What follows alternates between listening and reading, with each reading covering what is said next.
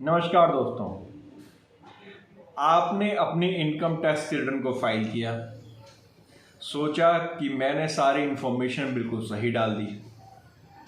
अब आपके पास एक नोटिस आता है सेक्शन 139(9) के अंदर, और वो कहता है कि सर आपकी रिटर्न डिफेक्टिव है। आपको क्या करना चाहिए दोस्तों, इसके बारे में आज हम इस वीडियो के अंदर डिस्कस करेंगे। उससे पहले मैं आपको एक बात बताना चाहता हूं कि अब आप हमारी वेबसाइट indiantaxupdate.com पर विजिट करके लेटेस्ट न्यूज और अपडेट्स ले सकते हैं। साथ ही यदि आप चाहते हैं अपने नाम के साथ ड्यू डेट्स और टैक्स अपडेट्स को सोशल मीडिया पर शेयर करना, तो आप हमें कनेक्ट कर सकते हैं और आपको मिलेंगे यूनिक डिजाइंस ड्यू डेट्स और टैक्स अपडेट से रिलेटेड जो कवर करते हैं जीएसटी, इनकम टैक्स, आरओसी। तो ये आपके लिए बेस्ट सर्विस है टैक्स प्रोफेशन की, और इसके बहुत ही मिनिमम चार्जेज हैं। दोस्तों 139(9) का नोटिस आ गया आपके पास। आप कंफ्यूज हो गए या आपको टेंशन हो गई कि भाई मैं क्या करूं।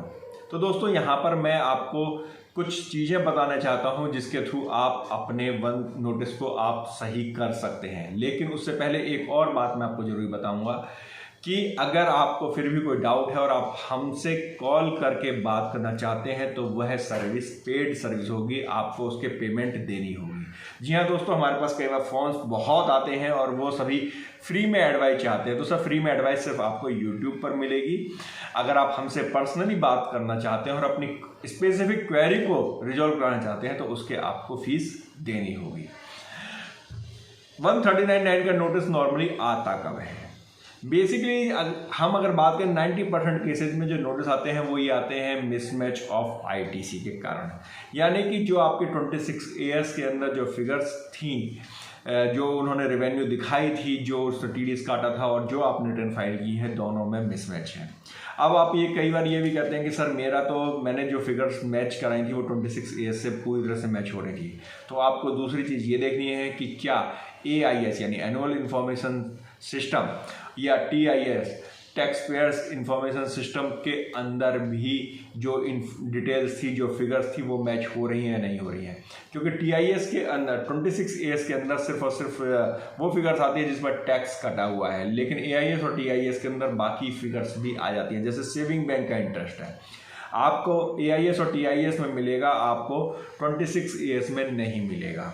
तो अब आपने इंटरेस्ट डाल दिया सब 26 ईयर्स के अकॉर्डिंग, लेकिन TIS और AIS में इंटरेस्ट सेविंग का भी ऐड हो रहा है, वहाँ पे कुछ और फिगर आ रही है। तो ऑब्वियस सी बात है कि आपका जो मिसमैच है रेवेन्यू का वो आएगा और आपको नोटिस 139(9) का मिल जाएगा। तो आपको बेसिकली मैं आपको बता रहा हूँ 90% केसेज में आप इस तरह से आप अपनी क्वेरी को रिजॉल्व कर सकते हैं और बाद में आप अपनी रिटर्न को रिवाइज कर सकते हैं। हाँ, यदि आप हमसे चाहते हैं कि हम आपका इस मैटर पे सपोर्ट करें तो आप हमारी पेड सर्विसेज भी ले सकते हैं। मैं दोस्तों एक बात आपको एक कहना चाहूँगा कि ये जितने भी नोटिस आ रहे हैं, मैक्सिमम हमारे पास जो क्वेरी आ रही है वो उनकी आ रही है जिन्होंने खुद अपनी रिटर्न फाइल की है।